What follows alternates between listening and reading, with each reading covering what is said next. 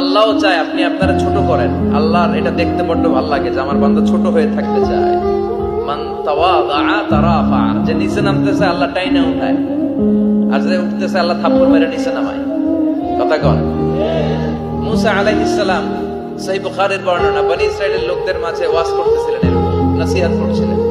তো একজন দাঁড়িয়ে বলল, ইয়া নবী আল্লাহ মুসা, মান আ'লামুন নাস ফিল আরদ। হে মুসা নবী, জানতে বড় মনে চায় বর্তমান পৃথিবীর সবচেয়ে বড় জ্ঞানী কে? মুসা আলাইহিস সালাম কয় আমি। মুসা আলাইহিস সালাম কি বললেন? আনা। আসলে কথাটা ঠিক। আল্লাহ যখন যে নবীকে পৃথিবীতে পাঠায় তখন তাকে সবচেয়ে বেশি জ্ঞান দিয়ে পাঠায়, সেই হিসেবে ঠিকই উনি সবচেয়ে জ্ঞানী। কিন্তু উনি এইভাবে নিজেকে সবচেয়ে বড় জ্ঞানী বলে দিবে, এটা আল্লাহর পছন্দ হয় না। আল্লাহ চেয়েছিলেন মুসা আলাইহিস সালাম যেন বলে আল্লাহু আ'লাম, আল্লাহই জ্ঞানী। সুবহানাল্লাহ কইবেন না? কিন্তু তা না করে উনি কি করলেন? যখন বললো সবচেয়ে বড় জ্ঞানী কে, উনি হুট করে কি বলে ফেললেন? আনা, আমি। আল্লাহ এটা পছন্দ করেনি। আল্লাহ ডেকে বললেন, মুসা, ইউ আর অ্যাবসলিউটলি রং, তুমি ভুল করেছো। তুমি সবচেয়ে জ্ঞানী নও, তোমার চেয়ে বড় জ্ঞানী আছে।